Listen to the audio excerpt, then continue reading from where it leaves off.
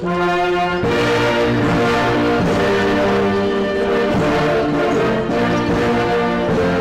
интонирање на националните химни, во свечена атмосфера денеска во владата беше пречекана британската делегација. Тереза Меј е првата премиерка на Обединетото кралство, што доаѓа во Македонија за прв пат по скоро 2 децении. Македонија е интегрален дел од Европа, порача Меј на почетокот од својот говор и вети поддршка за македонските евроинтеграции.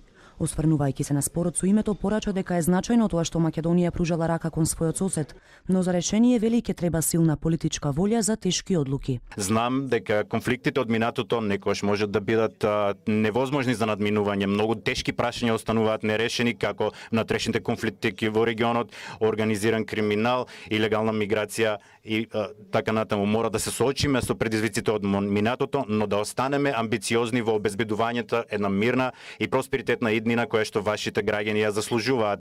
Премиерот Зоран Заев посетата ја оцени како круна на долгогодишното партнерство меѓу двете земји, а на следниот самит во Лондон очекува европските лидери да верификуваат напредок на Македонија.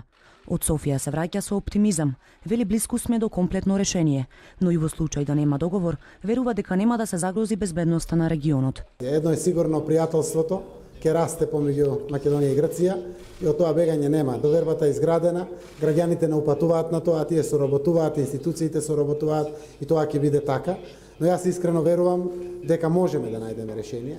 Опцијата која што секако би можела да биде прифатлива од двете страни е комплетно решение.